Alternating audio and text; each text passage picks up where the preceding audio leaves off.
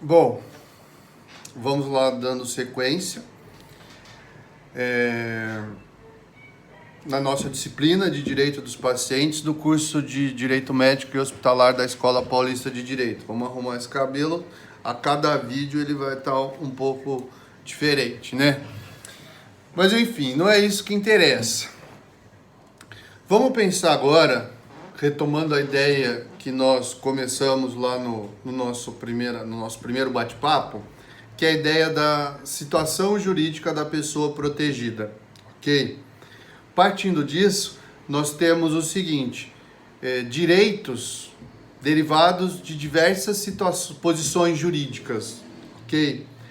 Em que se encontram as pessoas protegidas, diversas situações em que se encontram a pessoa protegida. Então nós vamos pensar em direitos decorrentes da condição de usuário do sistema público de saúde, por exemplo.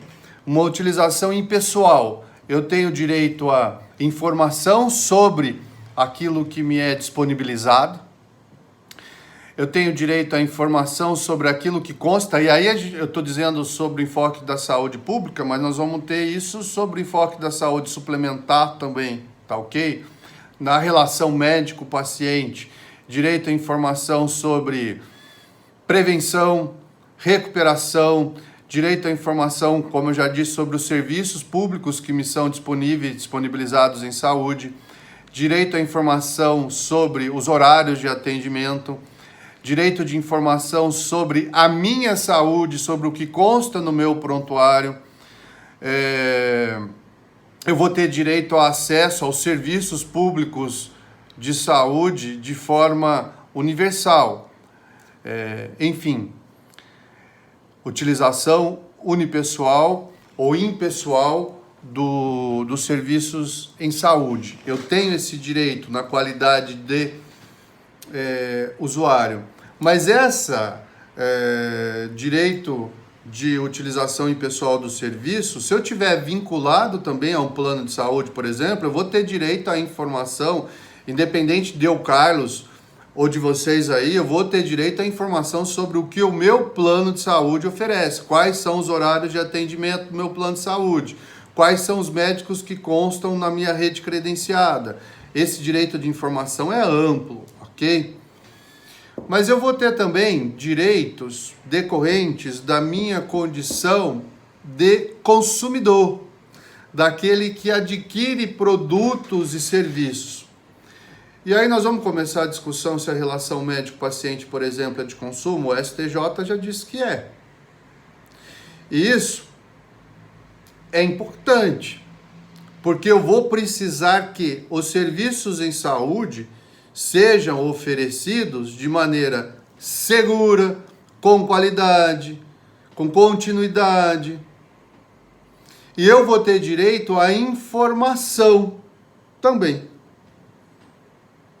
A base disso tudo que a gente está falando, e vamos continuar falando, vocês lembrem o que a gente já disse, é a vulnerabilidade que estamos em relação aos provedores de serviços em saúde. Porque nós estamos falando de saúde aqui. Quanto mais quando a gente está falando em saúde, essa vulnerabilidade, também já falamos isso em considerações antecipadas, ganha importância. Porque aqui, o bem jurídico protegido é a integridade física, psíquica da pessoa humana. Ok? Então ganha mais importância ainda essa questão. Um outro aspecto de interesse, quando a gente fala de direitos, vamos pensar agora que eu saio da minha posição jurídica de usuário e vou pensar na minha situação jurídica aqui de doente. Eu estou doente, eu não estou dizendo que eu estou paciente, eu estou doente ou eu estou em situação de vulnerabilidade potencializada em função de alguma necessidade especial que eu tenha, alguma limitação funcional, alguma limitação motora que eu tenho. A partir disso, eu tenho os direitos decorrentes de acessibilidade, eu tenho os direitos decorrentes de isenção de impostos ou de tributos. Eu tenho direito a tramitação prioritária de processos administrativos e judiciais em decorrência da doença ou de uma necessidade especial. E nós vamos considerar sempre o seguinte, gente: o idoso está em situação de vulnerabilidade potencializada em função, podemos dizer, da sua incapacidade física presumida considerando a idade avançada. Ok? Estou quase lá. Estou quase nesse estado de vulnerabilidade potencializada em função da incapacidade decorrente da minha idade avançada. Mas olhem só. Já que eu falei isso, eu tenho que fazer um recorte. Vocês viram que eu adoro fazer recortes, né? Mas é porque a gente tem informação, bastante coisa para discutir. O direito médico é dinâmico, o direito médico é vivo, o direito médico traz para a gente novidades e desdobramentos a cada vez que nós temos certeza de uma coisa que nos parece evidente, nós saímos dessa aparência de evidência para buscar novas consequências e novos valores, isso inclusive a cada nova descoberta através de novas tecnologias, novos tratamentos, enfim. Direito médico é direito vivo, é direito dinâmico. Vamos lá. O idoso, apesar da sua incapacidade presumida em função da sua idade avançada, não é considerado incapaz. Vejam bem, o Estatuto do Idoso garante ao idoso o seu direito à tomada de decisões. Desde que ele esteja, isso vale para todo mundo, olhem para mim, vale para todos, se eles tiverem pleno gozo das suas capacidades mentais. Beleza. Aliás, quando a gente fala em pleno gozo das suas capacidades mentais e a pessoa poder tomar decisões, a gente pensa sempre no princípio da subsidiariedade, que decorre da doutrina da restrição menos possível, ok? Que quer dizer o seguinte, que só vão tomar decisões pela gente quando nós não tivermos efetivamente condições de fazer as nossas escolhas. Essa ideia da intervenção mínima nas nossas tomadas de decisões, inclusive ensejou a revisão dos regimes de incapacidade do nosso Código Civil, que ensejou a lei, o estatuto da pessoa portadora de necessidades especiais.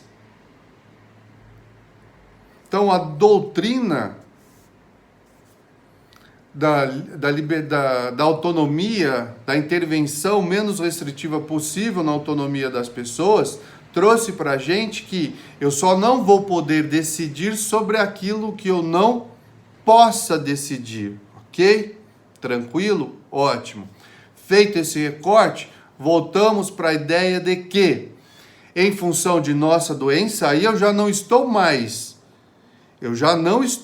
pensando na minha posição de usuário do sistema, público ou privado, na minha condição de consumidor, nada.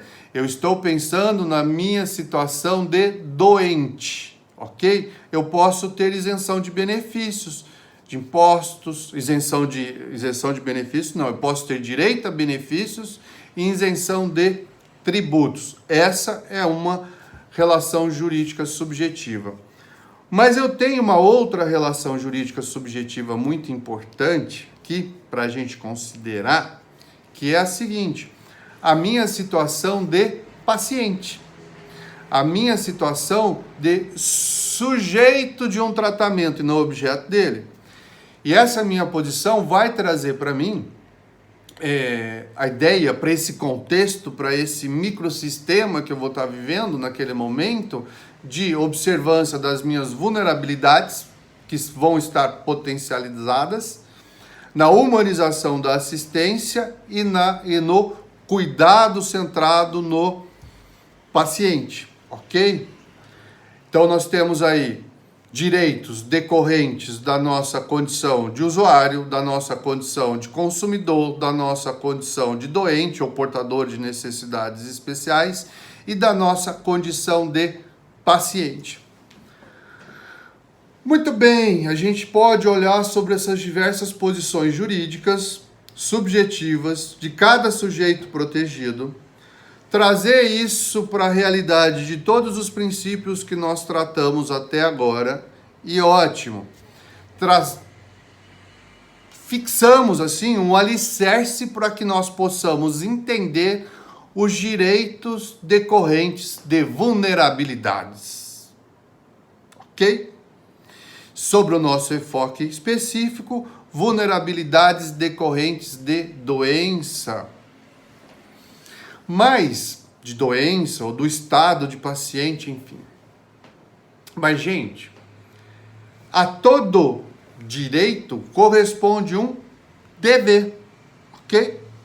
Por exemplo, os meus direitos da condição do usuário, eu tenho o dever de respeito ao regramento. O meu dever, enquanto consumidor, relacionado com os meus direitos, por exemplo, o dever de observância do princípio da confiança, da justa expectativa. Isso seria o quê, por exemplo? Eu só exigir aquilo que eu sei que eu tenho direito. Qual que é a minha justa expectativa quando eu contrato um plano exclusivamente ambulatorial sem internação? Minha expectativa é que eu não vá ter internação. Então é um dever meu observar, por exemplo, o princípio da confiança. Quando eu trato dos direitos decorrentes da isenção de tributos e da concessão de benefícios, qual que é o meu dever? Observar os limites da lei. Então, se eu tenho isenção de PVA ou de IPI na compra de veículos em função de uma doença incapacitante, se eu não estou incapaz, eu não tenho direito a isso. Eu tenho que entender isso, além de bom senso, é um princípio que deve reger todas as nossas relações, o princípio da confiança e da solidariedade social. Ou seja, se eu não tenho direito, eu não vou exigir ou eu não vou falsear os requisitos para que eu goze de determinado benefício ou de determinada isenção em respeito a toda a sociedade que eu vivo, ok? E no direito à condição de paciente, dos direitos decorrentes da condição de paciente, gente, quais seriam os meus deveres? Vamos pensar o seguinte: dever de protagonismo, dever de responsabilidade. O que é dever de protagonismo? Eu fazer o bem para mim mesmo, eu cuidar da minha saúde. E voltamos para o princípio da confiança, porque todos nós bem sabemos que rege a relação médico-paciente o princípio da veracidade, da verdade. O médico tem que dizer a verdade para mim, mas eu também tenho que dizer a verdade para o profissional de saúde. Eu tenho que assumir a responsabilidade também para os meus atos, ok? Eu tenho que ser protagonista da minha vida. Aliás, gente, eu vou falar uma coisa para vocês. Ser protagonista da minha saúde está diretamente, da minha vida, na bem da verdade, está diretamente relacionado com a ideia de eu ter o direito à minha autodeterminação. Então eu faço as minhas escolhas e respondo também pelas minhas escolhas, ok? O sistema de saúde é falido, eu estou na fila de transplante de pulmão. Eu estou dando um exemplo só, para facilitar o entendimento. Mas eu não suspendo a minha rotina tabagista. O sistema não é bom, mas eu estou cuidando da minha saúde.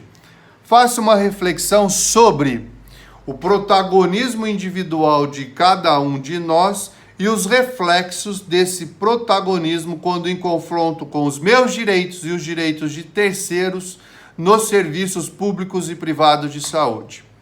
Tá bom, gente? Daqui a pouquinho a gente retoma a nossa discussão sobre direitos dos pacientes no curso de Direito Médico e Hospitalar da Escola Paulista de Direito.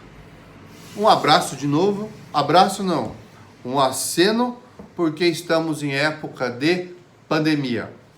Já voltamos. Tchau, tchau.